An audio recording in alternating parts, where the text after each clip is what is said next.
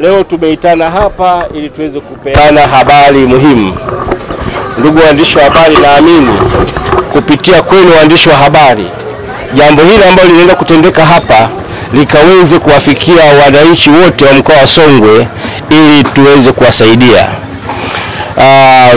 Haya ni moja ya maelekezo ya Mheshimiwa Rais wa Jamhuri ya Muungano wa Tanzania, Daktari John Joseph Pombe Magufuli, alipotuagiza kwamba watumishi wote wa serikali tuna wajibu wa kuwatetea wanyonge, na kwamba Mheshimiwa Rais asingependa kusikia wananchi wanyonge wakionewa na watu ambao ni wababaishaji.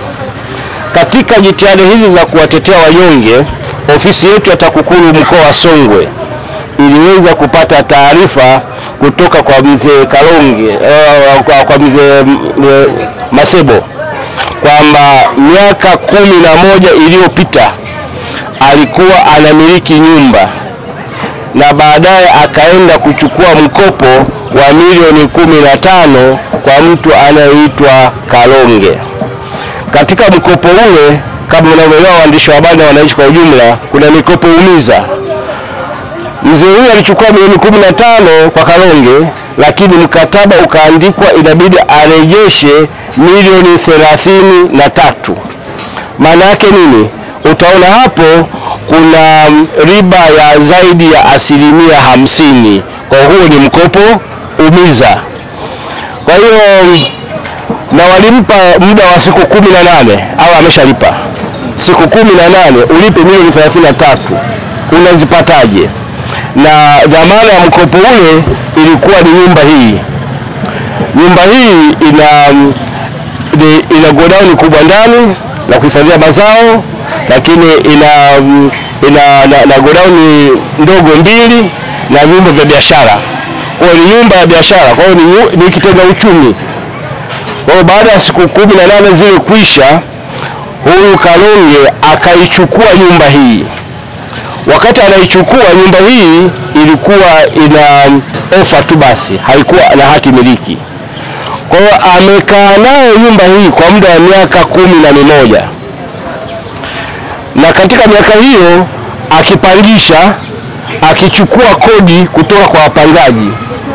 Kwa maneno yake mwenyewe alisema kwamba kwa mwaka alikuwa anapata milioni 3 kutoka kwa wapangaji. Hatukutaka kuchunguza kwa undani sana kama ni sahihi milioni 3 hizo alikuwa anapata kwa mwaka, lakini tukasema inshallah kwamba milioni 3 kama kwa mwaka anapata, basi miaka 11 zimeshafika milioni 33 ambazo anamdai mzee Masebo. Lakini kibaya zaidi, aliweza kutengeneza hati ya nyumba hii ikasomeka kuwa ni nyumba ya Kalonge. Kwa hiyo alikuwa na hati. Kwa kuwa na hati maana yake umeshamnyang'anya wananchi huyu mnyonge nyumba yake kabisa, sababu umeshamnyang'anya na hati.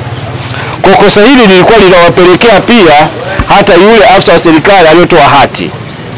Lakini kwa bahati mbaya alishahama na alishastaafu kazi. Tumefuatilia na tunaona kwamba ameshafariki, kwa hiyo tuachane naye. Huyu atapata adhabu kwa Mungu huko. Lakini tukabaki na hawa walio hai kwamba lazima turejeshe mali ya huyu mwananchi mnyonge. Mwananchi tunayeongea ni mzee Masebo huyu hapa. Kwa leo ndio tumehitimisha zoezi hili la urejeshaji wa nyumba.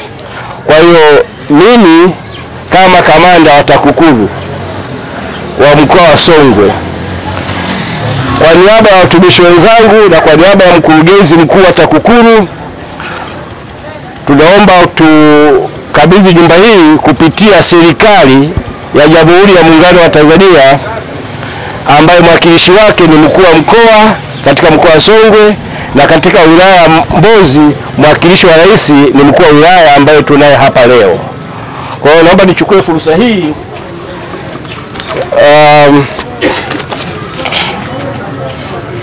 hii ndio hati ambayo tumemtafutia mzee Masebo. Hii ni hati mpya kabisa. Baada ya kukomboa nyumba, tukaona asije akanyang'anywa tena, tukashughulika, tukasimamia wenyewe mpaka hati ikapatikana. Hatimaye hati hii imepatikana.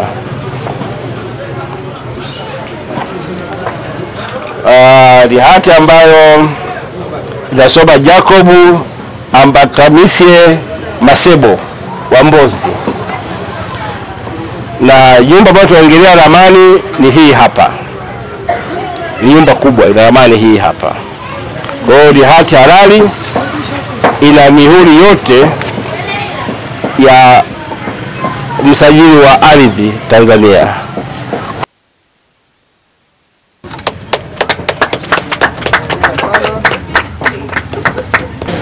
Nichukua nafasi hii pia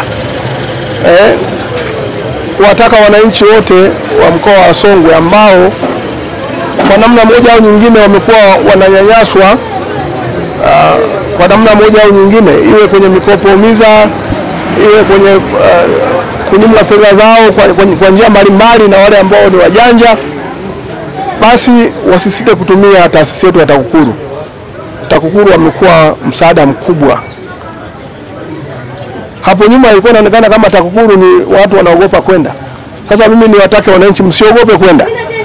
Ukiona unapata tabu moja kwa moja, basi unaweza kupitia hata kwetu sisi viongozi, ukaleta shida yako tukaipeleka TAKUKURU. Lakini pia TAKUKURU milango iko wazi wakati wote mnapokuwa na shida.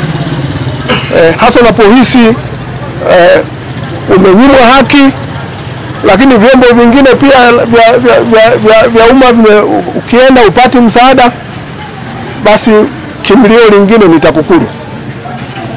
Sababu hawa wana majukumu maalum na Mheshimiwa Rais alishawaagiza, na tumeona jinsi ambavyo wanafanya vizuri, na mfano mzuri ni huu leo mzee wetu Mzee Masebo amerejeshewa nyumba yake.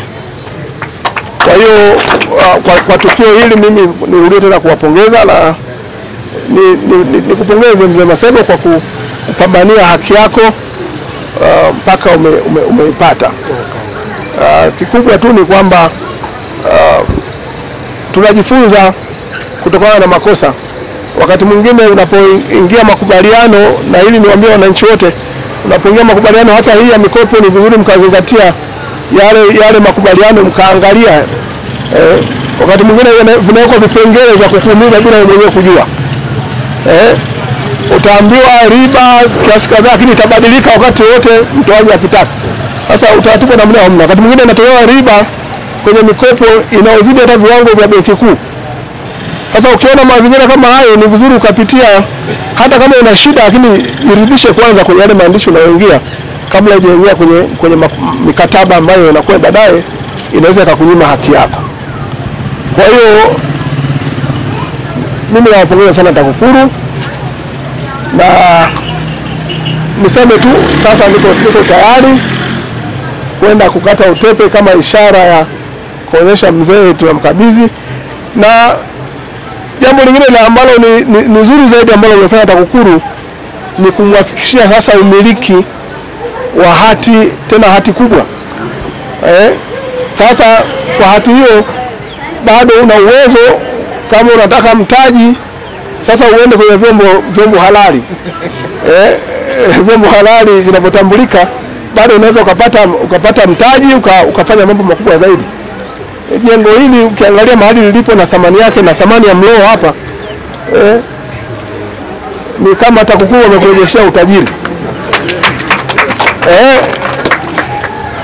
Mzee Masebo yule namjua, alishawahi kuja kwangu. Kwa hiyo najua amepitia magumu kiasi gani huko nyuma, lakini leo naona furaha imerejea kwenye familia, na mtumie vizuri sasa fursa hii mliopewa na TAKUKURU ya kurejeshewa mali zenu, muweze kufanya mambo ya maendeleo zaidi. Naitwa Jacob Ambatanisye Masebo, ni mkazi wa wilaya ya Mbozi na mkoa wa Songwe. Ninashukuru serikali hii pamoja na uongozi wake wote, na pia uongozi wa Mheshimiwa Rais John Pombe Magufuli kwa kutusaidia swala kama hili, kwamba liweze kufika mikononi mwangu, jambo ambalo ilikuwa ni ndoto kwangu, lakini hatimaye serikali kwa ujumla ninaishukuru, pamoja na Mungu awape siku njema na maisha mema, kwa sababu jambo walilofanya ni jambo kubwa kwa ajili ya jamii na familia yangu. Kwa swala hilo ninapenda kutoa shukrani nyingi mbele ya serikali na mbele ya Mungu, pia uongozi wote nikitangulia na mkuu wa wilaya, mkuu wa mkoa na pia viongozi wa TAKUKURU mkoa wa Songwe, ambao pia wamekuwa mstari wa mbele sana kuweza kutusaidia ili kwamba jengo lirudishwe. Kwa hali hiyo ninashukuru sana na Mungu aendelee kuwapa maisha mema. Kwa thamani iliyokuwa ya mwaka 2009 ilikuwa ni milioni 165, lakini kwa miaka hii bado sijaithamanisha, labda baada ya sasa ndio itabidi sana ni thamanisha.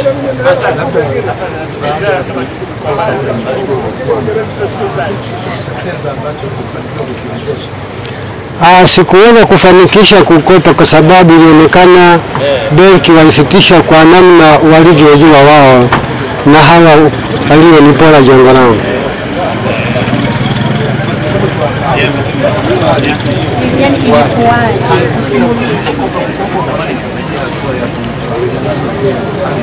Asante, kwa kweli nimeendelea kuishi kwa shida mpaka sasa, ndio maana nikaamua niweze kukimbilia kwenye vyombo vya serikali waweze kunisaidia mimi mtu mnyonge.